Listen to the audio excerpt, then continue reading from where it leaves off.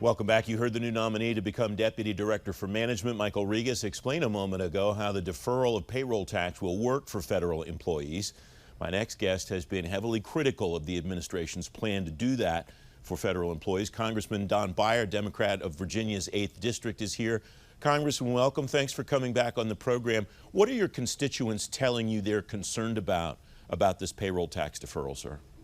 And the biggest concern is that they're going to have to pay it back in the first 4 months of 2021.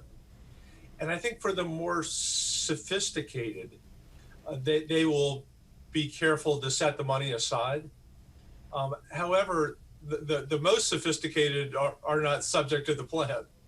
And we specifically worry about the enlisted men and women serving in Northern Virginia, and the many government employees that are, say, GS 11 and lower, who may be tempted to spend that extra 6.5% between now and Christmas, and then not have it when they have to pay double in the first 4 months of next year.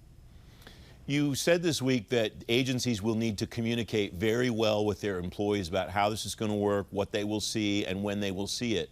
What would you like them to be telling their employees? How would you like them to try to coach these employees through this situation? I think the biggest thing would be to remind them what their paycheck's going to look like in January. So right now, because of the other deductions, it's going to look like about a 10% increase. You know, if you were taking home, $1,000 a week, now you'll be taking home $1,100.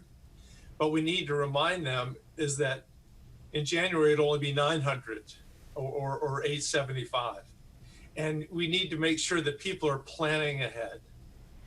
What can you do about this legislatively? What can you and your colleagues in the greater Washington area do to work with your colleagues across the Hill in the Senate?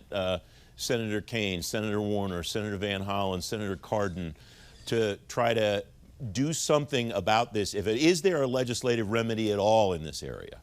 There's not really. I mean, we have a House bill which could pass, but is not likely to be taken up by Mitch McConnell. As a consequence, I don't think that our leadership's going to spend a lot of time on it. One of the things that I asked Mike a few minutes ago, Congressman, is that why the administration has chosen to pursue this when many private sector companies have said we have the option to do this and we're not going to do this. We're not going to change the payroll tax calculations for our employees. What's your sense of why that is and why that employees don't have the option to do this if they would like to do this, or agencies don't? Yeah, well, I think when the president rolled it out on August 8th, he was hoping that this was going to be seen as a raise for everybody between now and Election Day, but the end of the year. And when the private sector overwhelmingly rejected it, I think he didn't want to be embarrassed. He wanted to make sure that at least somebody enjoyed the fruits of his wisdom.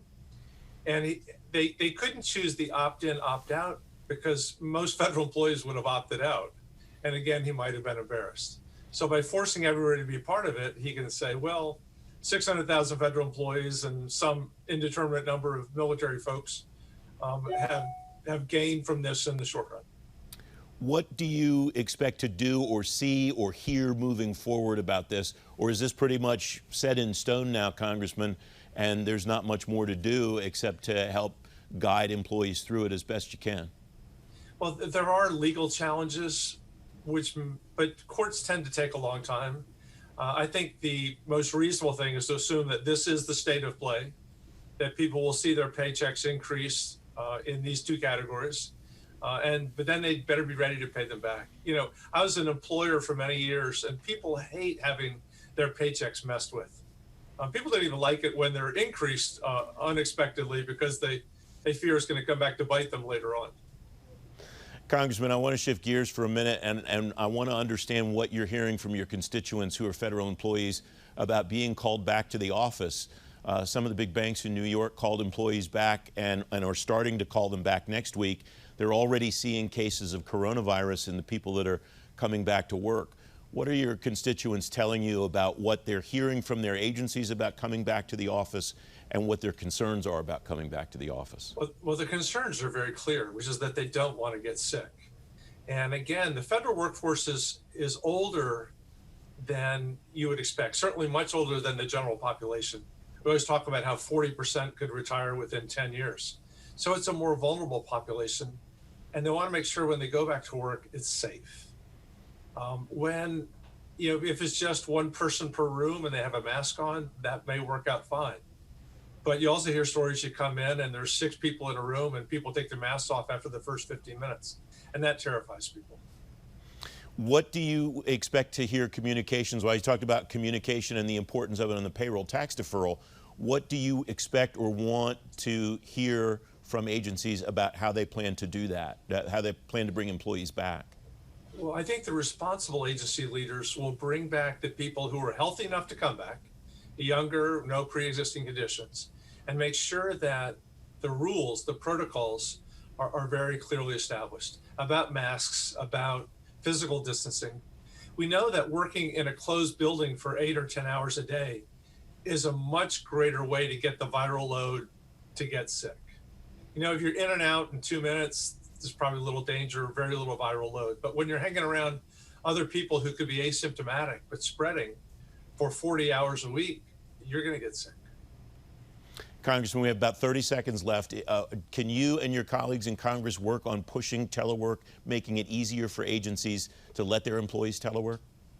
Yes, and we have been since the very beginning of the pandemic, encouraging it for everybody possible. I know I'm not bringing my people back until it's safe for them to come back. So one will come in on Tuesday and a different one on Wednesday.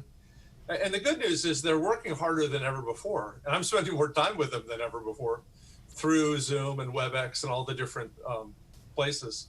And when you can roll out of bed and go right to work before brushing your teeth or shaving, you can get a lot more hours in a day. Congressman Don Beyer, thank you very much for coming on the program. It's great to have you here. Thank you.